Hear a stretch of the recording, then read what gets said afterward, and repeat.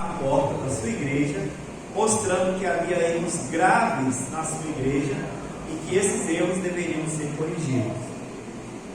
Deixa eu ler um texto que foi escrito por uma americana chamada Connie Meyer. Ela escreveu a respeito da reforma protestante para os seus 5 filhos. Ela escreveu uma história curta para contar sobre a reforma para os seus filhos. Diz assim: os ventos do outono estavam sobre eles, levando folhas, bem como chales e mantos daqueles que estavam a caminho. Mas o vento não os intimidou, não, pois era um dia especial. Eles seguraram seus casacos e chapéus com força, o vento seguindo-os durante todo o caminho, até chegarem ao seu destino, os degraus e uma porta. O grande e forte castelo e a igreja de Wittenberg seriam um lugar quente e convidativo lá dentro. Mas o que havia na porta? Um sinal de algum tipo. Sinais eram frequentemente postos na porta da capela, mas aquele era um grande e cheio de letras. Esse aviso era um papel listando 95 razões pelas quais algumas coisas na igreja estavam erradas. Esse era um sinal incomum. Coisas erradas com a igreja na qual essas pessoas estavam para entrar, a igreja na qual essas pessoas iriam celebrar um dia especial e santo, o dia de todos os santos. Não um, nem 2, mas 95 argumentos contra esta igreja. Quem jamais ouviu tal coisa? Essa era a única igreja que eles conheciam. O que poderia haver nessa igreja que estivesse tão terrivelmente errado? Isso era algo estranho a se considerar, de fato, algo muito estranho. Mas foi algo maravilhoso. Foi algo maravilhoso também. Foi um evento que o Espírito usou, ou um vento que o Espírito usou para marcar o princípio da reforma protestante. A história da igreja nunca seria a mesma. Ó, como o vento soprou! O vento da reforma espiritual soprou por toda a Europa e a verdade da Escritura foi ouvida pelo povo de Deus como não era há centenas de anos. Mas todo esse entendimento começou com apenas um soprinho, uma pequena brisa, quando Martinho Lutero pregou suas 95 teses na porta da capela naquele dia especial. E uma grande transformação começou a partir dali. A transformação começou a partir, em primeiro lugar, do reconhecimento de que a igreja estava errada, e em segundo, de que as escrituras estavam corretas, verdadeiras, e que só elas deveriam ser ouvidas em questão de fé e em questão de prática. Romanos 3, versículo 4, Paulo diz o seguinte: seja verdadeiro Deus, seja Deus verdadeiro e mentiroso todo homem. Esse foi o grito da reforma, que a palavra de Deus estabelecesse a verdade e não as tradições humanas. A reforma foi ou provocou uma transformação sem precedentes, que mudou o rumo e a história da igreja cristã. No entanto, hoje, dia 31 de dezembro, ou de outubro, 504 anos depois daquele dia marcante, nós devemos fazer uma pergunta: como está a igreja cristã 504 anos depois da reforma? Como está a igreja reformada 504 anos depois? Nós vamos procurar fazer uma análise desta pergunta ou dessas questões hoje, olhando para o texto de Jeremias, no capítulo 6, do verso 9 ao verso 21. Jeremias, capítulo 6, do verso 9 ao 21. Enquanto vocês encontram, eu quero destacar algumas questões, ou as 3 questões centrais para os reformadores naquele período.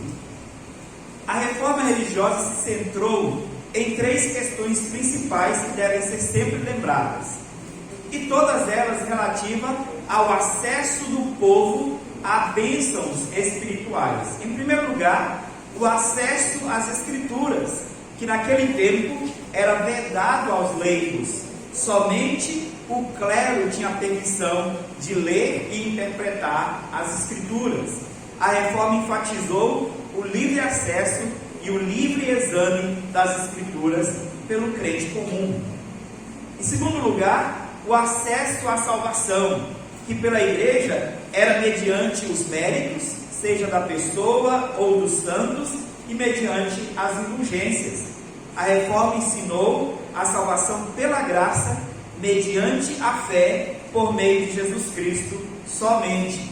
E por causa disso, só Deus deve ser glorificado em nossa salvação. Em terceiro lugar, o acesso a Deus, que pela igreja era feito pela intermediação dos sacerdotes e dos santos. A reforma reafirmou o sacerdócio universal de todos os crentes e Cristo como o único mediador entre Deus e os homens.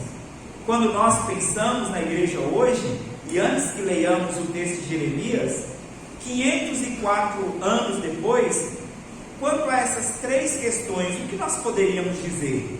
O que a igreja crê e o que a igreja pratica a respeito do acesso às Escrituras, o acesso à salvação e o acesso a Deus? O acesso à salvação, nós temos visto tristemente que ou a transformação da mensagem do Evangelho, ou um obscurecimento dessa mensagem, fazendo com que o homem pense mais na terra do que deseje o céu. O acesso às Escrituras tem sido impedido e obscurecido por maus pregadores ou por uma pregação infiel da palavra de Deus. E o acesso a Deus tem sido também, de certo modo, impedido ou mal interpretado por um ensino de uma liberdade irreverente ou pela falta de ênfase na necessidade de arrependimento e de santidade para aqueles que desejam se aproximar de Deus. Então eu quero fazer com vocês hoje a análise dessas três verdades, essas três áreas importantes para a reforma protestante, a partir do texto de Jeremias, capítulo 6, verso 9 ao 21. Leia com essas coisas em mente, enquanto você lê e ouve a palavra de Deus, pense nessas verdades, ou nessas três razões, três áreas, ou três questões tão importantes para a reforma protestante no século XVI. Diz assim a palavra do Senhor: assim diz o Senhor dos Exércitos, diligentemente se rebuscarão os resíduos de Israel como uma vinha, vai metendo a mão como o vindimador por entre os sarmentos. A quem falarei e testemunharei para que ouçam? Eis que os ouvidos estão incircuncisos e não podem ouvir. Eis que a palavra do Senhor é para eles coisa vergonhosa, não gostam dela. Pelo que estou cheio da ira do Senhor, estou cansado de a conter. Derramá-la-ei sobre as crianças pelas ruas e nas reuniões de todos os jovens, porque até o marido com a mulher serão presos, e o velho com o decrépito. As suas casas passarão a outrem, os campos e também as mulheres, porque estenderei a mão contra os habitantes dessa terra, diz o Senhor. Porque desde o menor deles até o maior, cada um se dá a ganância, e tanto o profeta como o sacerdote usam de falsidade. Curam superficialmente a ferida do meu povo, dizendo paz, paz, quando não há paz. Serão envergonhados porque cometem abominação, sem sentir por isso vergonha. Nem sabem que coisa é envergonhar-se. Portanto, cairão com os que caem. Quando eu os castigar, tropeçarão, diz o Senhor. Assim diz o Senhor: ponde-vos à margem do caminho e vede. Perguntai pelas veredas antigas: qual é o bom caminho? Andai por ele e achareis descanso para a vossa alma. Mas eles dizem: não andaremos. Também pus atalaias sobre vós, dizendo: estai atentos ao som da trombeta. Mas eles diziam: não escutaremos. Portanto, ouve, ó nações, e informa-te, ó congregação, do que se fará entre eles. Ouve tu, ó terra, eis que eu trarei mal sobre este povo, o próprio fruto dos seus pensamentos, porque não estão atentos às minhas palavras e rejeitam a minha lei. Para que, pois, me venha o incenso de Sabá e a melhor cana aromática das terras longínquas, os vossos holocaustos não me são aprazíveis, e os vossos sacrifícios não me agradam. Portanto, assim diz o Senhor: eis que ponho tropeços a este povo, neles cairão pais e filhos, juntamente, o vizinho e o seu companheiro perecerão. Vamos orar mais uma vez, suplicando a graça do Senhor. Senhor nosso Deus, Pai bendito, graças te damos pela tua santa palavra, graças te damos pelo que o Senhor tem falado aos nossos corações, e graças te damos também pelo teu Santo Espírito que em nós habita, que ilumina o nosso entendimento, que quebranta-nos, ó Deus, para que possamos receber a palavra do Senhor e praticá-la. Por isso, Pai, pedimos que o Senhor mais uma vez faça isso para o nosso bem, derramando graça sobre este teu povo que se chama pelo teu nome, Pai. Pedimos, Deus, que o Senhor mais uma vez fale ao nosso coração e desperte-nos para obedecer a Ti, somente a Ti. É o que nós rogamos no nome de Jesus. Amém. Irmãos, o contexto em que esse texto de Jeremias foi escrito é um contexto de aparente contradição. Se vocês observarem, olharem a história, voltarem um pouco na história dos reis, no capítulo 23, na história registrada nas crônicas, no capítulo 35, vocês vão observar que neste momento da história de Israel tinha acontecido talvez a maior e mais expressiva reforma religiosa na história de Judá. Vocês devem lembrar da história de Josias, o rei Josias, e como ele assumiu o trono com 8 anos de idade. Aos 16 anos ele descobriu a verdadeira piedade, lendo talvez os escritos dos reis, ele atentou-se para o que dizia a respeito do rei Davi. E então ele, imitando a piedade do rei Davi, passou a buscar o Senhor, e com apenas 18 ou 16 anos de idade, ele empreendeu a maior reforma da história do povo de Israel, da história do povo de Deus. Jeremias profetizou durante esse período, durante a própria reforma, e após a reforma, Jeremias chegou a profetizar durante muitos anos sobre o reinado de outros reis maus que não imitaram a fé e a obediência de Josias. Ele começou o seu ministério ainda jovem, no 13º ano do reinado do rei Josias. Josias já tinha ali 18 anos de idade, quando ele começou a reforma, ele tinha 18 anos de idade, e então Jeremias começa o seu governo, o seu ministério, no 13º ano do governo do rei Josias. 5 anos após o início do ministério de Jeremias, o sacerdote Hilquias é recomendado pelo rei, através do administrador Safã, a pegar o dinheiro que havia depositado, ou que estava depositado no templo, para promover uma reforma na construção, uma reforma predial. Então, o sacerdote vai para o templo, e ele então vai recolher na casa do tesouro, ele vai recolher o dinheiro que estava ali depositado. Havia muita confusão naquela época. Parte do templo havia sido destruída, havia escombros, parte do templo estava caída, e ele então vai retirar o tesouro certamente debaixo de escombros. E ao mexer ali para tirar o tesouro, ele encontra a lei do Senhor. Então, de uma reforma estrutural, de uma reforma predial, começa então uma grande reforma espiritual em Israel, em Judá, naquele momento da história. Veja o que diz 2 Reis, no capítulo 22, de 3 a 11. Segundo Reis, capítulo 22, de 3 a 11, está registrado quando o rei Josias ordenou que fizesse a reforma do templo, e então eles encontram a lei do Senhor e o que acontece a partir da leitura da lei do Senhor naquele momento. Diz assim: no 18º ano do seu reinado, o rei Josias mandou o escrivão Safã, filho de Azalias, filho de Mesulão, à casa do Senhor, dizendo: sobe a Hilquias, o sumo sacerdote, para que conte o dinheiro que se trouxe à casa do Senhor, o qual os guardas da porta juntaram do povo, que o deem nas mãos dos que dirigem a obra e tenham a seu cargo a casa do Senhor, para que paguem aqueles que fazem a obra que há na casa do Senhor, para repararem os estragos da casa, aos carpinteiros, aos edificadores e aos pedreiros, e comprem madeira e pedras lavradas para repararem os estragos da casa.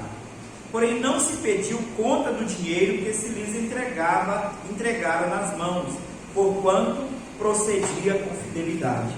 Então disse o sumo sacerdote Hilquias ao escrivão Safã: achei o livro da lei na casa do Senhor. Hilquias entregou o livro a Safã, e este o leu. Então o escrivão Safã veio ter com o rei e lhe deu relatório, dizendo: teus servos contaram o dinheiro que se achou na casa, e o entregaram nas mãos dos que dirigem a obra e têm a seu encargo a casa do Senhor. Relatou mais o escrivão Safã ao rei, dizendo: o sacerdote Hilquias me entregou um livro. E Safã leu diante do rei. Tendo o rei ouvido as palavras do livro da lei, rasgou as suas vestes. Veja o que acontece aqui. Uma reforma da construção, uma reforma do templo é iniciada, e então o rei Josias pede que acelere, que apresse a reforma e que invista o dinheiro que já havia recolhido para essa reforma, e lá encontra-se o livro da lei do Senhor. E certamente já há muitos anos não se lia a lei do Senhor para o povo, e quando o rei ouviu a leitura da lei do Senhor, o rei se quebrantou, e ali começa a grande transformação, a grande reforma de Judá. Jeremias viu toda a restauração que Josias fez a partir da leitura do livro da lei. Jeremias viu a restauração do templo, ele viu a restauração do culto, ele viu Josias derribar os altos, os lugares de adoração que foram feitos para os deuses, os ídolos que foram colocados pelos reis anteriores. O seu pai e o seu avô, Amon e Manassés, eram terríveis, que praticaram idolatria e colocaram ídolos na porta do templo do Senhor. Tinha cavalos voltados para o sol, adorando ao Deus Sol, foram colocados pelos seus pais, crentes. Ele manda derrubar tudo isso e inicia uma grande reforma. Jeremias então presencia toda aquela reforma, presencia todo aquele mover de Deus na história do seu povo, para trazer de volta o seu povo, para chamar o seu povo ao arrependimento. Josias foi conhecido como um homem piedoso, temente a Deus, e Jeremias teve o privilégio de servir ao lado desse homem e participar da grande reforma. Veja o que está registrado em 2 Reis, no capítulo 23, verso 25. 2 Reis, verso 23, capítulo 23, verso 25.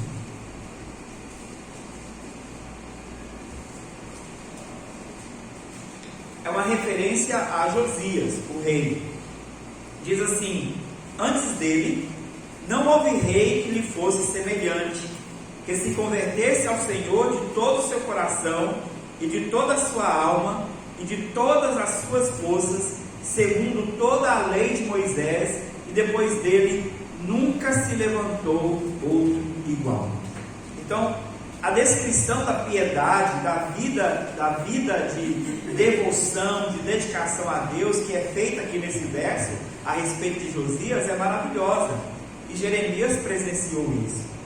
Mas Jeremias viu também com tristeza a morte desse rei piedoso, que foi abatido na batalha de Meguido. Ele foi morto por uma associação do rei egípcio com o rei babilônico. Ele foi abatido e ali caiu um grande servo do Senhor. 2 Crônicas, capítulo 35, versículo 25, faz referência da tristeza de Jeremias com a morte do rei Josias, do rei piedoso. Diz assim: Jeremias compôs uma lamentação sobre Josias, e todos os cantores e cantoras, nas suas lamentações, se têm referido a Josias até o dia de hoje, porque as deram por prática em Israel, e estão escritas no livro de Lamentações.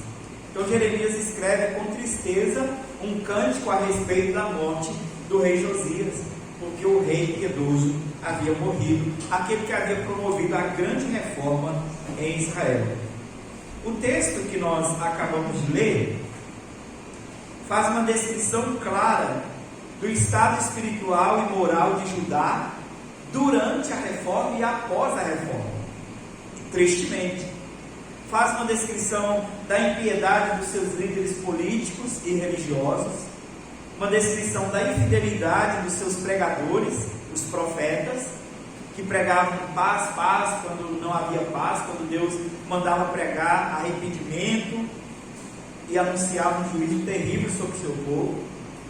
O texto faz uma descrição da desobediência do povo, do desprezo deste povo para com a lei do Senhor e da falta de temor diante de um juízo iminente. O juízo estava para acontecer, os babilônicos, os caldeus iriam invadir, a ameaça do norte viria para punir aquele povo pela sua desobediência, mas ainda assim o povo não se arrependia.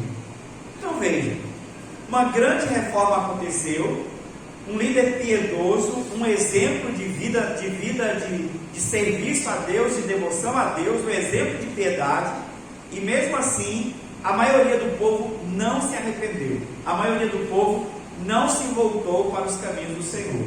Graças a Deus, o resultado que nós temos da reforma é que o Senhor de fato, da reforma protestante, é que o Senhor de fato fez uma grande transformação na sua igreja, e o resultado nós temos hoje. Nós temos igrejas fiéis, apegadas à lei do Senhor, que pregam fielmente o Evangelho ainda, apesar dos seus problemas, dos seus defeitos, das suas faltas, dos seus pecados. Nós ainda temos uma igreja fiel, que prega o nome do Senhor, que prega o Evangelho da salvação, espalhado por toda a terra, confirmando a verdade da palavra do Senhor, que sempre haverá um remanescente fiel, sempre haverá uma igreja verdadeira para adorar o Senhor. Mas veja o que acontece aqui. Se você voltar no capítulo 35 de Crônicas, ou no capítulo 23 de 2 Reis, 2 Crônicas e 2 Reis, se você voltar nesses trechos e você observar o que Josias fez, foi maravilhoso. Ele começou a partir de Jerusalém, tirando os cavalos que adoravam, que eram símbolos de adoração ao sol, da porta do templo, quebrou toda a idolatria que o seu pai e o seu avô haviam estabelecido ali. Depois, todos os sacerdotes que estavam conduzindo o povo à idolatria, e colocou sacerdotes piedosos no lugar deles, tirou todos os postes ídolos e todos os lugares de adoração que estavam espalhados pelos montes ao redor de Jerusalém. E mais tarde ele deu ordens, ele fez um decreto dando ordem de que saíssem comitivas a partir de Jerusalém e fizesse essa reforma em todo o reino, e por todo o território de Judá fosse derrubado todos os lugares de adoração a ídolos, fosse tirado todos os ídolos e queimado todos os postes ídolos, e chamasse o povo ao arrependimento. E assim foi repetido em vários lugares a leitura da lei do Senhor e a ordem para que abandonassem a idolatria, o chamado ao arrependimento, e mesmo assim o povo não se arrependeu. Por isso que Jeremias tem que escrever essa ameaça. E o livro de Jeremias, ele é repleto de promessas de graça, promessas de misericórdia e de ameaça ao mesmo tempo. E apesar de haver promessa de misericórdia e de graça, a mensagem de Jeremias é muito clara para o povo: olha, não tem mais jeito. Por causa da desobediência dos teus pais, por causa da sua falta de arrependimento, o povo será inevitavelmente levado ao cativeiro. Se você ler lá no final do capítulo 23 de 2 Reis, você vai ver que mesmo diante da piedade do rei Josias, o Senhor não voltou atrás quanto à ameaça de punir o seu povo, porque o povo não acompanhou Josias na reforma. A maioria do povo não acompanhou Josias na reforma. A reforma foi profunda no coração de Josias e daqueles ao seu redor, mas ela foi superficial para muitos que estavam talvez mais distantes dele. Talvez a reforma aconteceu apenas estruturalmente e não dentro do coração do povo. Sim? Lá em 2 Reis 23, 26 fala, a continuação do texto da piedade de Josias. Sim. Nada obstante a piedade de Josias, o Senhor não desistiu do furor da sua grande ira com que ardia contra Judá, por todas as provocações que Manassés tinha invocado. Os seus pais e o seu avô, o seu pai e o seu avô, haviam provocado o Senhor, a ira do Senhor, gravemente. E o povo havia seguido o seu pai e o seu avô, o pai e o avô de Josias.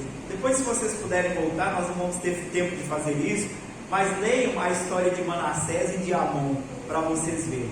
É terrível, terrível.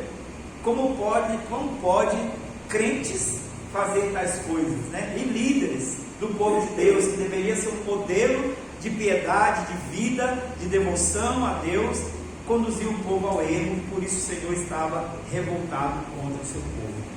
A ameaça de juízo do Senhor vem por causa da postura que o povo ainda mantinha no seu coração. Então não adianta adorar a reforma, dizer: nós tivemos um grande reformador, nós passamos por uma grande reforma, grandes coisas aconteceram na história do nosso povo, mas se o nosso coração não for quebrantado e nós não formos pessoalmente conduzidos ao arrependimento, as ameaças continuarão de juízo do Senhor contra nós. E aqui nós vimos a ameaça que os caldeus ou neobabilônicos, e se você segue a leitura, você vai ver a ameaça do norte, né, anunciando a ameaça que vinha do norte, que eram os caldeus, os neobabilônicos, que viriam contra Judá, e Deus havia designado aquele povo ímpio para punir a Judá. E Abacuque, que é a história da indignação do profeta, né, com essa atitude de Deus. Por que Deus iria usar um povo mau, um povo ainda mais terrível do que o seu próprio povo, para punir a maldade do seu povo, né? E Abacuque entende ali a providência e a soberania de Deus, entendendo que Deus levantou aquele inimigo para punir, e que o próprio Deus puniria o inimigo depois. Mas a gente vê aqui a ameaça. Mas o que mais assusta aqui, é claro, a ameaça do Senhor é assustadora, mas o que mais assusta é a postura do povo diante de uma ameaça iminente. Veja o que diz o verso 9. Assim diz o Senhor dos Exércitos: diligentemente se rebuscarão os resíduos da casa de Israel, como uma vinha, vai metendo a mão como vindimador, por entre os sarmentos. Aqui é uma descrição da varredura que os inimigos fariam com Judá, com Jerusalém, que eles passariam, tirando tudo que eles possuíam, destruindo Jerusalém. E isso foi feito em 3 levas, isso foi feito em 3 etapas, e nós vimos a descrição final do que estava, do estado que estava, quando Ananias, irmão de Neemias, vai à Babilônia para dar notícia, depois das invasões, para dar notícia a Neemias do que estava acontecendo, do que tinha acontecido. E ele descreve o muro destruído, toda a proteção de Israel destruída, o templo destruído, um caos político, um caos social, fome, miséria. Esse juízo do Senhor veio, e aqui era a descrição do que iria acontecer, e de fato aconteceu, por causa da desobediência do povo. Mas observe a postura do povo nos versos 10 a 12. A quem falarei e testemunharei para que ouçam? Eis que os seus ouvidos estão incircuncisos e não podem ouvir. Eis que a palavra do Senhor é para eles coisa vergonhosa, não gostam dela. Pelo que estou cheio da ira do Senhor, estou cansado de a conter. Derramá-la-ei sobre as crianças pelas ruas e nas reuniões de todos os jovens, porque até o marido com a sua mulher serão presos, e o velho com o decrépito. As suas casas passarão a outrem, os campos também, e também as mulheres, porque estenderei a mão contra os habitantes dessa terra, diz o Senhor.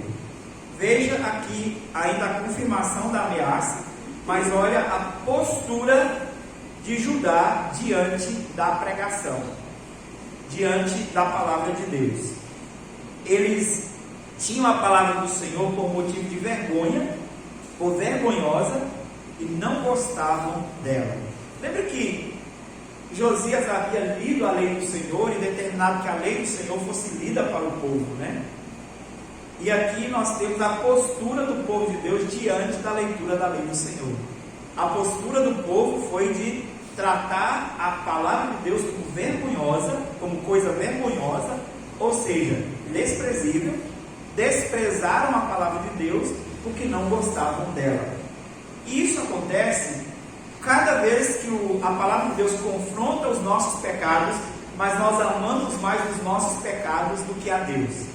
Quando nós amamos mais os nossos pecados, nós não gostamos da palavra de Deus porque ela confronta os nossos pecados, ela confronta o nosso coração. E foi isso que aconteceu com o povo, mesmo diante de uma grande reforma como a de Josias que tinha acontecido ali. O Senhor então ameaça que tiraria tudo deles e que puniria cada um dos indivíduos de Judá. Talvez alguns pudessem olhar e ler o versículo 11 e dizer: por que o Senhor derramaria a sua ira sobre crianças pela rua? Porque crianças também pecam. E as crianças de Judá estavam atoladas no pecado juntamente com seus pais. Aqui, meus irmãos, é uma visão terrível do que acontece quando pais negligenciam a instrução dos seus filhos. Porque os pais pecavam contra o Senhor, porque os pais ignoraram a reforma, porque os pais ignoraram a leitura da lei do Senhor, porque eles ignoraram e desprezaram a palavra de Deus. O Senhor teve que mandar tal juízo sobre o seu povo, e inclusive sobre as crianças, que por causa da negligência dos pais estavam também sob grande pecado. Por isso o Senhor os puniu. Olha a postura do povo diante da lei do Senhor, de desprezo, de não gostar da lei do Senhor. E é claro que nós temos essa postura hoje, nós vimos essa postura hoje, e às vezes nos assustamos quando ímpios se levantam contra a palavra de Deus. Essa semana eu vi uma postagem de alguém, não sei se do pastor Renato Vargas, em que estava por toda essa celeuma que se criou em torno dos comentários do jogador Maurício a respeito de ideologia de gênero, de homossexualidade. Então uma série de coisas, de debates se levantaram dentro da sociedade, e a questão principal era que nós não poderíamos aceitar esse padrão porque ele não era bíblico, porque não estava na Bíblia. Alguém foi lá na Bíblia, pegou uma Bíblia e escreveu nas páginas da Bíblia: pode sapatão, pode viado. Desculpem a palavra, mas foi isso que estava escrito. E aí comentou embaixo assim: agora está na Bíblia, agora pode.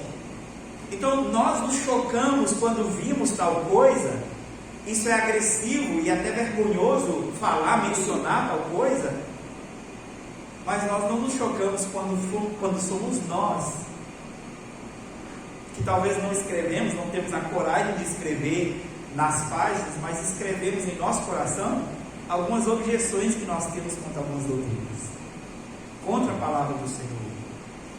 E nós dizemos que amamos a lei do Senhor, mas a parte delas que nós não gostamos. E qual vai ser a nossa atitude em relação à palavra do Senhor? Que é um dos tesouros da reforma. Um dos tesouros da reforma é a redescoberta da palavra de Deus, a redescoberta da palavra de Deus e a reafirmação dela como única regra de fé e de prática para a igreja e para o povo. Mas tem doutrinas que nós não gostamos, e nossa postura será qual diante disso?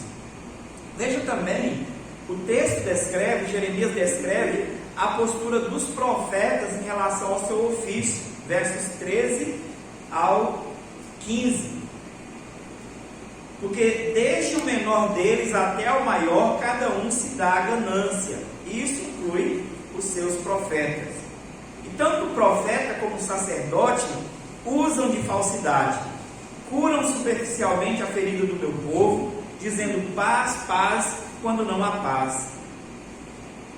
Serão envergonhados porque cometem abominação sem sentir por isso vergonha. Nem sabem que coisa é envergonhar-se. Portanto, cairão com os que caem. Quando eu os castigar, tropeçarão, diz o Senhor. Aqui nós temos a postura dos profetas, a postura dos pregadores da lei do Senhor em relação ao seu ofício, em relação à sua vocação. Em primeiro lugar, que eles eram movidos por ganância junto com o povo, porque todo o povo, cada um, do menor ao maior, era movido por ganância, e os profetas eram movidos por ganância também, e eles usavam de falsidade para com o povo, para agradar ao povo, e eles diziam paz, paz, quando Deus anunciava juízo. Deus ordenava que os profetas pregassem arrependimento, que anunciassem o juízo que viria através dos caldeus, e eles diziam que era tempo de paz, que Deus estava trazendo paz para eles e bênção para eles.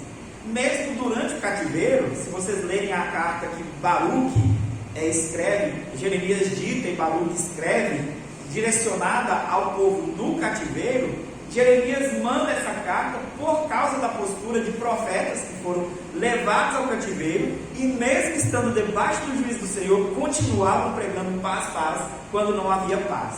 Eles diziam assim: olha, se preparem porque em 2 tempos o Senhor te colocou aqui, em 3 Ele vai tirar. Se preparem que vai ser rápido. E a carta de Jeremias foi: não ouçam a esses profetas, porque o Senhor disse que enquanto não completar 70 anos de cativeiro, enquanto não cumprir os 70 anos de juízo, o Senhor não trará vocês de volta. Por isso, construam casas, plantem lavouras, firmem, constroem a sua vida aí, casem-se, tenham filhos, criem raízes e orem pela paz da cidade, porque na paz deles vocês terão paz. Mas se preparem, porque 70 anos deve durar o julgamento. Jeremias precisa escrever essa carta para dizer ao povo que os profetas estavam mentindo. Então eles usavam de falsidade, movidos por ganância, eles usavam de falsidade para com o povo. Alguma semelhança com o contexto em que a reforma protestante aconteceu? Por ganância, por causa de dinheiro, mentiam, dizendo que as indulgências eram um meio eficaz de salvar, inclusive, aqueles que já haviam morrido e que não havia certeza de salvação. Vocês devem lembrar da máxima de Tetzel, de João Tetzel. A máxima dele era: a cada moeda que no fundo do gasofilácio ressoa, uma alma do inferno para o céu voa. Era essa a máxima de Tetzel, ensinando que se você pagasse dinheiro à igreja e que a igreja conseguisse ou cedesse ou concedesse a você uma carta do Papa com a indulgência dos seus pecados, ou com a benevolência do perdão dos seus pecados e dos seus parentes já mortos, aí você estava já garantido, você já tinha os méritos fornecidos pela igreja para a salvação. ganância e falsidade. Olha? Não, era muito dinheiro. A prova, se vocês querem ver o retrato da indulgência, você procure conhecer, se você tiver a oportunidade de visitar a Europa, conhecer a catedral de São Paulo, né, que foi construída com o dinheiro das indulgências. Ouro e ouro e ouro puro em todas as paredes e teto, muito luxo. Então a ganância provocava a falsidade, movia os sacerdotes a agirem com falsidade. Veja o que diz o versículo 14: curam superficialmente a ferida do povo, trazem paliativos para a angústia do povo. Enquanto o profeta Jeremias pregava juízo e outros profetas pregavam ao povo juízo do Senhor, eles vinham com panos quentes e curavam com paliativos a doença crônica do povo, que era o pecado, a rebeldia contra Deus, pregando uma mensagem que não era a mensagem bíblica, não era a mensagem de Deus. A mensagem de Deus era juízo, juízo, e eles pregavam paz, paz. Então ali nós temos um triste cenário de como pessoas reagiram a uma reforma tão grandiosa como a de Josias. Pena que a gente não tem tempo para analisar os pormenores da reforma de Josias. Irmãos, é de chorar de alegria, e você vê o que Deus fez através daquele homem, e o que Deus fez na história de Judá através daquele homem, e é de chorar de tristeza quando você vê como o povo responde àquela reforma. E infelizmente, meus irmãos, nós não estamos isentos de fazer a mesma coisa, de apenas olhar para a reforma e nos orgulhar dela, mas continuar mergulhados em nossos pecados, que é o que muitos de nós têm feito no decorrer dos anos.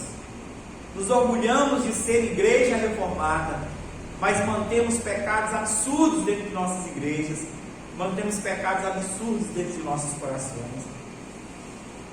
E a Bíblia que nós pregamos para todos os lados, dizendo que ela é a única regra de fé e prática, é muitas vezes a única regra de fé e prática nas nossas palavras, somente. Porque no nosso coração a regra é minha vontade. O que dirige o meu comportamento são os meus desejos. Infelizmente era assim que o povo estava, e era assim que os profetas agiam, com ganância, com falsidade, pregando aquilo que Deus não ordenou pregar. E aí Deus manda o juízo sobre eles também. Eles serão envergonhados, porque cometem abominação e nem sentem vergonha por causa disso. Nem sentem vergonha. Na verdade, eles nem sabem o que é envergonhar-se. O pecado já tinha embrutecido de tal modo o coração que eles não sentiam vergonha pelos seus pecados. O Senhor diz então: eles cairão junto com os que caem, eles serão castigados, eles tropeçarão, diz o Senhor. Mas veja que aqui a gente viu a postura do povo infiel e dos pregadores infiéis. Mas veja a postura dos pregadores fiéis durante esse período de grande pecado. Versículos 16 a 19. Assim diz o Senhor: ponde à margem do caminho e vede, perguntai pelas veredas antigas, qual é o bom caminho? Andai por ele e achareis descanso para a vossa alma. Esta era a pregação dos pregadores fiéis. Olha, vai dar atenção à pregação fiel. Ouça a pregação fiel, não ouça os falsos profetas. O Senhor tem falado, o Senhor estava falando essas coisas, através inclusive do profeta Jeremias. Atentem para as veredas antigas. As veredas antigas aqui é uma referência à lei do Senhor, aquela encontrada por Josias, pelo sacerdote Hilquias, e lida por Josias, e que provocou aquele reboliço na história de Judá, de Jerusalém. Atentem para as veredas antigas, perguntem a lei do Senhor, vai para as Escrituras e pergunte qual é o bom caminho. E ao descobrir nas Escrituras qual é o bom caminho, ande por ele. Vivam de acordo com ele. E só assim vocês encontrarão descanso para a vossa alma. Esta era a regra básica do Senhor para o seu povo. Mas veja a postura do povo diante da pregação fiel. Mas eles dizem: não andaremos. E aqui a gente se assusta a ver o povo diante da lei do Senhor, ouvindo a lei do Senhor e dizer: não vou obedecer. E a gente talvez cria esse cenário assim: não, nós não fazemos isso, né? A gente olha e pensa: não, isso aí é demais, nós não fazemos isso, nós não dizemos não andaremos. Mas faça uma avaliação do sermão que você ouviu no domingo passado. E quantos imperativos foram dados naquele sermão de domingo passado? Eu não estava aqui, mas quem estava ouviu o sermão que foi pregado no domingo passado. Quantos imperativos, quantas chamadas a arrependimento, a transformação, a mudança. Quantos direcionamentos para uma vida obediente a Deus foi dado no domingo. Agora, depois de avaliar o sermão que você ouviu domingo, observe se você obedeceu todos aqueles mandamentos, todos aqueles imperativos que foram dados no domingo para você durante essa semana. Eu tenho certeza que você não disse: eu não vou obedecer o que foi dito no culto de domingo. Você não disse isso. Eu não fiz isso. Eu ouvi a palavra do Senhor. Enquanto eu preguei, eu ouvi a palavra do Senhor, né? E eu ouvi 2 vezes. E eu não disse nem no meu coração eu disse: não andarei. Não disse essas palavras. Mas as nossas atitudes dizem que nós dissemos. Porque nós ouvimos a palavra e não obedecemos. Mas graças a Deus por sua misericórdia e sua paciência conosco, que Ele continua falando conosco e nos chamando ao arrependimento e promovendo e provocando mudanças em nosso coração. Graças a Deus por isso. Mas nós desobedecemos. Veja o verso 17. Também pus atalaias sobre vós, dizendo: estai atento ao som da trombeta. Então Deus colocou profetas para pregar o tempo todo. Estais atentos, o juízo está sendo anunciado. Deem atenção à pregação, à chamada ao arrependimento. Mas veja a postura do povo. Mas eles dizem: não escutaremos. Não escutaremos aos alertas do Senhor. Portanto, ouve, ó nações, e informa-te, ó congregação, do que se fará entre eles. Ouve tu, ó terra. Eis que eu trarei mal sobre este povo, o próprio fruto dos seus pensamentos, porque não estão atentos às minhas palavras e rejeitam a minha lei.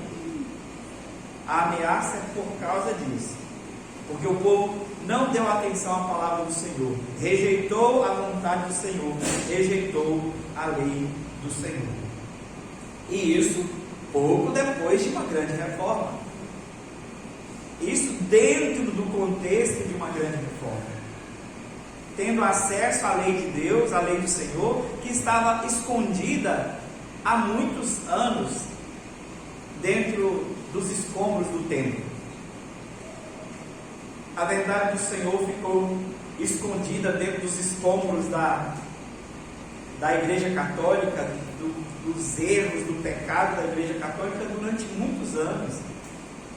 E a reforma, os reformadores descobriram a lei do Senhor, descobriram a leitura correta da lei do Senhor, descobriram a verdadeira mensagem do Evangelho e pregaram isso. E mesmo assim, nós, nos orgulhando da reforma, continuamos tantas vezes rejeitando a lei do Senhor, não sendo atentos à palavra do Senhor e à pregação fiel da palavra do Senhor.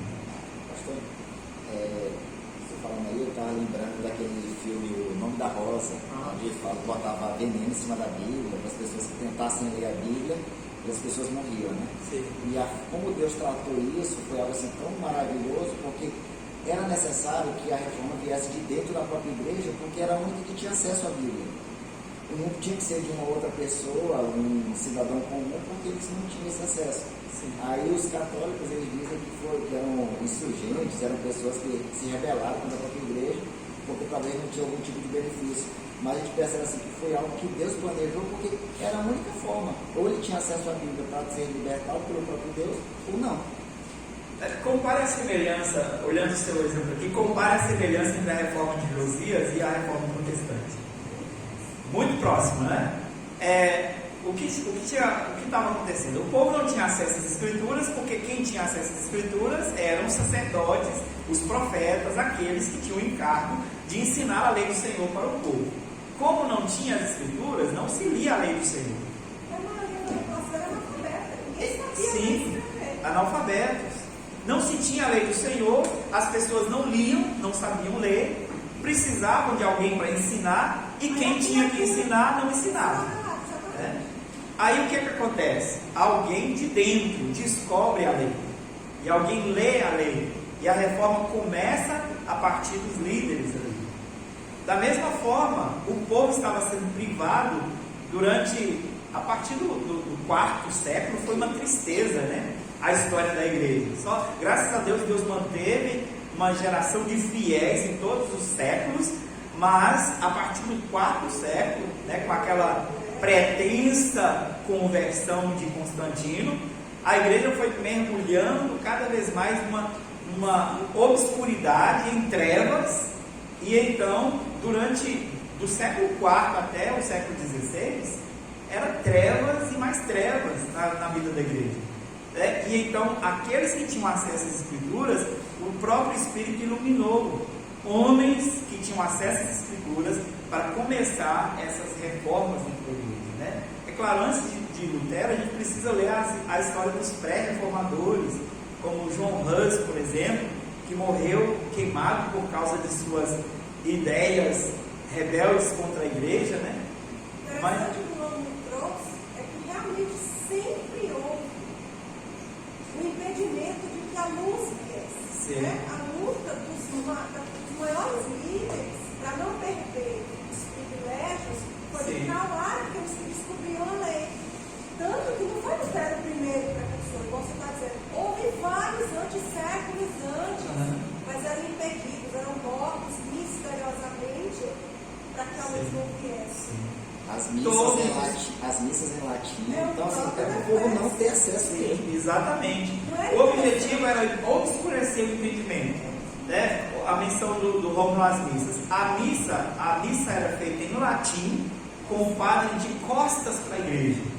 Não havia preocupação de que houvesse entendimento, de que houvesse compreensão da verdade, de que houvesse crescimento no entendimento das escrituras. Então é mantido um cativeiro de fato sobre a igreja, um cativeiro terrível sobre a igreja. E então ele descobre as escrituras, descobre a verdade do Senhor, e então faz essa grande reforma. Está quase da hora, né? Mas veja que, além daquela postura terrível com a lei do Senhor, a postura do povo em relação ao culto, versos 20 e 21. Para que, pois, me vem o incenso de Sebá e a melhor cana aromática das terras longínquas? Os vossos holocaustos não me são aprazíveis, e os vossos sacrifícios não me agradam. Portanto, assim diz o Senhor: eis que ponho tropeços a este povo, neles cairão pais e filhos juntamente, o vizinho e o seu companheiro perecerão. Veja aqui, o povo continuava prestando um culto formalmente perfeito. Eles traziam o melhor incenso de Sabá para oferecer no templo, as melhores canas aromáticas importadas para oferecerem no culto. Eles continuavam oferecendo seus holocaustos, continuavam cumprindo todo aquele rito, todo aquele processo ritual que dava a impressão de que eles estavam fazendo a coisa certa. Então eles tinham uma religião formal, ritualística somente. E o Senhor diz: olha, os seus holocaustos não me são aprazíveis, os seus sacrifícios não me agradam. Porque o que vocês estão fazendo não é culto verdadeiro. Porque culto sem obediência não é culto.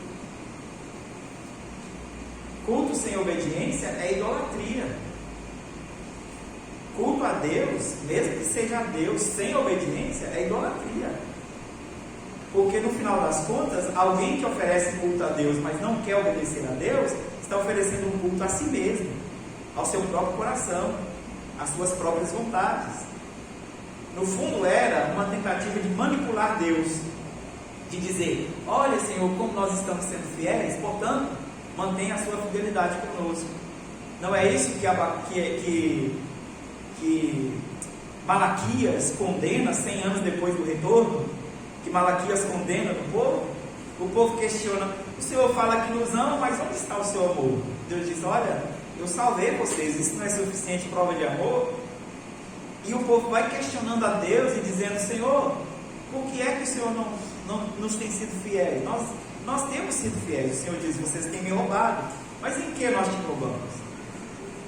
E eles dizem, e o Senhor diz: nos dízimos e nas ofertas. E eles tinham uma justificativa. Era o tempo de seca, o gado não estava produzindo, não tinha recursos, e eles diziam: Senhor, nós paramos de dar o dízimo porque nós não temos sido abençoados. E Deus diz para ele: vocês não têm sido abençoados porque vocês pararam de dar o dízimo, porque vocês me desobedeceram. Então o Senhor mostra claramente que eles estavam invertendo as coisas, e eles continuavam oferecendo culto a Deus, mas um culto sem obediência. Culto sem obediência é abominação, só provoca a ira do Senhor. Não é agradável, não é aprazível, provoca a ira do Senhor. Diante disso, nós podemos fazer algumas aplicações olhando para essa grande reforma de Josias e a grande reforma protestante. Nós podemos fazer algumas aplicações, especialmente olhando para as posturas dentro desse texto.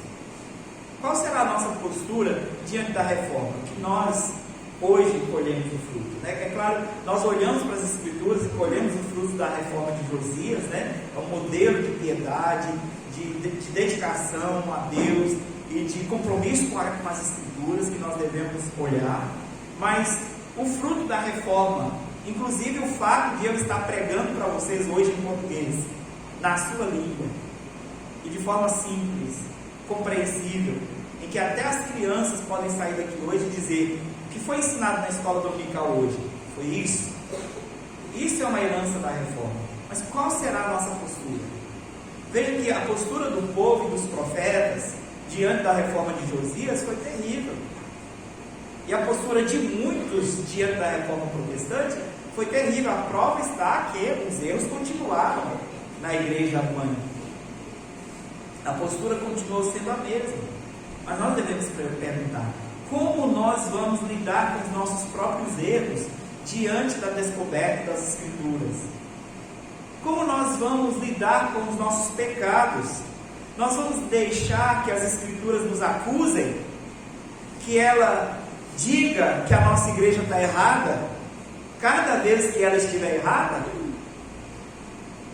Nós vamos estranhar se talvez não vai ter 95 teses expostas lá na porta, mas teses evangélicas têm sido expostas a partir dali, semanalmente. Nós vamos estranhar esse ensino da verdade, porque eles confrontam as nossas posturas, porque eles confrontam os nossos pecados. Que efeito terá a reforma em nossas vidas se nós não deixarmos a Bíblia dizer que nós estamos errados? Que efeito a reforma terá sobre a nossa igreja se nós não deixarmos a Bíblia dizer que a nossa igreja está errada? E que ela precisa constantemente se corrigir, que ela precisa de arrependimento constante, que ela precisa voltar para as veredas antigas, voltar para o caminho de Deus e ter a certeza de que só no caminho de Deus é que encontra descanso para a alma. Que efeito terá a reforma sobre nós se nós não entendermos os nossos próprios pecados? Segundo, qual será a nossa postura com as Escrituras? Nós não vamos gostar da Bíblia cada vez que a verdade nos confrontar? Nós não vamos gostar da verdade ou aceitá-la cada vez que ela for desconfortável para o nosso coração, cada vez que ela nos incomodar, porque ela mexe profundamente com os nossos pecados, com nossas mazelas, porque ela contraria os nossos gostos e as nossas preferências? Qual será a nossa postura com a pregação, com a palavra de Deus? Nós de fato cremos que a Bíblia é a única regra de fé e prática? Nós de fato cremos e vamos crer e continuar crendo que ela é a única regra para guiar os nossos pensamentos, as nossas crenças, e a única regra para guiar o nosso comportamento no dia a dia? Qual será a nossa postura com esse fruto da reforma? Também devemos pensar, será que nós vamos obedecê-la e recebê-la como palavra de Deus integralmente? Ou nós vamos acolher somente aquelas partes que nos aprazem? Ou nós vamos tomar posturas de dizer, não, isso é cultural, isso foi palavra de homem, deve ser descartado, isso aqui é a palavra de Deus, como faziam os liberais. A Bíblia contém, a Bíblia não é a palavra de Deus. Quando Paulo diz que toda a Escritura é inspirada por Deus, nós vamos dizer que somente parte dela deve ser aplicada a nós? Qual será a nossa postura depois de uma grande reforma e diante de uma grande reforma em relação aos pregadores infiéis? Nós vamos continuar gostando dos vídeos de falsos pregadores porque as suas mensagens são agradáveis? Nós vamos continuar compartilhando mensagens de David Leonardo da vida porque são mensagens boas, agradáveis? Porque são motivadoras? Porque mexe com a nossa autoestima e nos coloca para cima? Nós vamos acatar essas mensagens porque são agradáveis e palatáveis? E nós vamos continuar aceitando pregadores infiéis, dizendo para nós como nós devemos viver, como o povo aceitava quando pregavam paz, paz, quando Deus queria que pregasse juízo, juízo? Qual será a nossa postura? Nós vamos continuar aceitando que infiéis preguem a palavra para nós? Nós nos chocamos, nos chocaríamos se ou eu, ou o pastor Bruno, ou o conselho desta igreja permitíssemos que um infiel pregasse aqui, mas nós permitimos que eles preguem na sala de nossa casa e no nosso celular. Nós vamos continuar mesmo deixando que essas mensagens que de bíblica não tem nada continuem preenchendo o nosso coração? Qual será também a nossa postura com os pregadores fiéis? Daremos ouvido à sua pregação? Ou faremos como o povo de Judá, que ao ouvirem os pregadores chamando ao arrependimento, eles diziam, não ouviremos. Quando eles ouviam os pregadores dizendo que Deus havia dito, andem na minha lei, eles diziam, não andaremos. Qual será a nossa postura diante dos pregadores fiéis? E eu quero especialmente chamar a minha atenção agora, e a atenção de cada um de nós que prega a palavra de Deus, presbíteros, diáconos, que tem tido o privilégio de pregar a palavra de Deus. Quanto a nós que pregamos o Evangelho,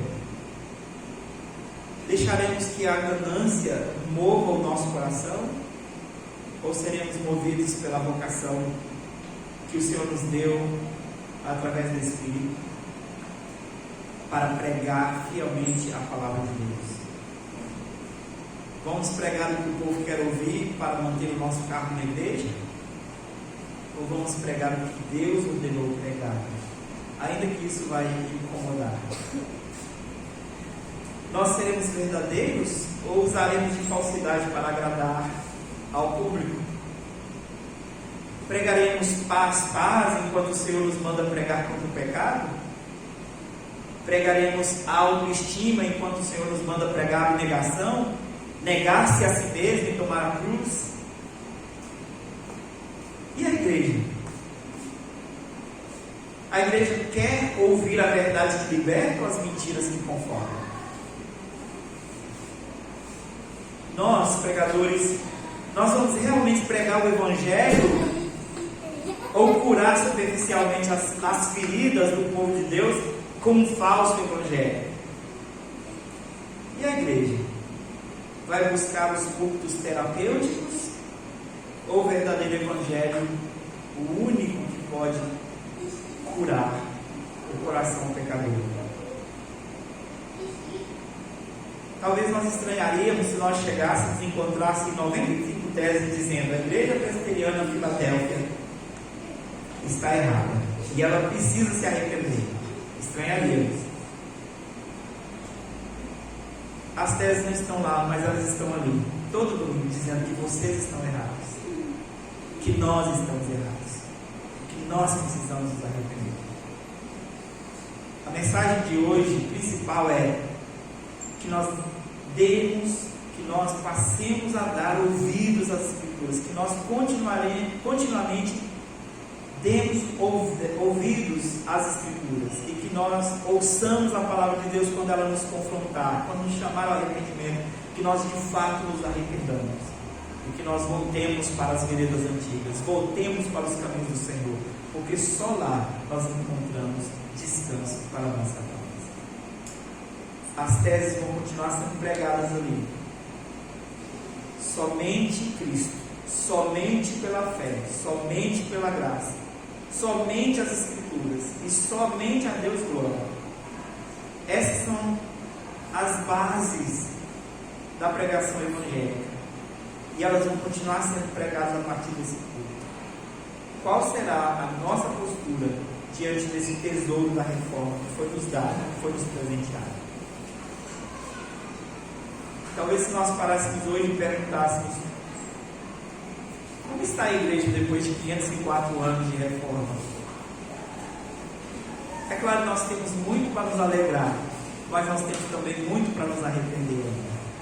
Que o Senhor nos conduza nas alegrias, nos alegrar, louvar a Deus pelo fruto que nós temos, mas também ser consciente de nossos pecados, da necessidade de mudança, de transformação, de uma igreja cada vez mais bíblica, de uma igreja cada vez mais temente ao Senhor, de uma igreja que cada vez mais ama a Cristo e ama a sua palavra, e que oferece um culto associado a uma vida obediente a Deus.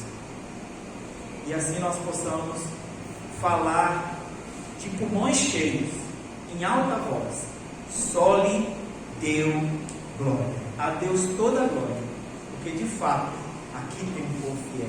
Somente se nós observarmos esses princípios, nós poderemos fazer isso. Que Deus nos abençoe, nos conceda graça, para que nós não ignoremos os frutos preciosos que a reforma nos legou, os frutos preciosos que Deus tem nos dado através da história, no decorrer da história, através da sua palavra e através do seu Espírito que tem falado ao nosso coração. Deus nos abençoe. Amém? Alguma pergunta ou consideração antes de concluirmos aqui, de orarmos? Se não, vamos orar? Senhor nosso Deus bendito, graças te rendemos pela palavra do Senhor, pela reforma, pela história de homens e mulheres que mantiveram a fidelidade ao Senhor, que ouviram a voz do Teu Espírito, ouviram a pregação fiel e que por causa do Senhor, por causa do Teu amor, voltaram às veredas antigas, voltaram ao Seu caminho, buscando nele um conforto verdadeiro para a alma, não apenas uma cura superficial. Graças te damos, Senhor, pela verdade do Senhor, pela Tua palavra. Pedimos que o Senhor nos ajude a fazer as devidas aplicações na nossa vida.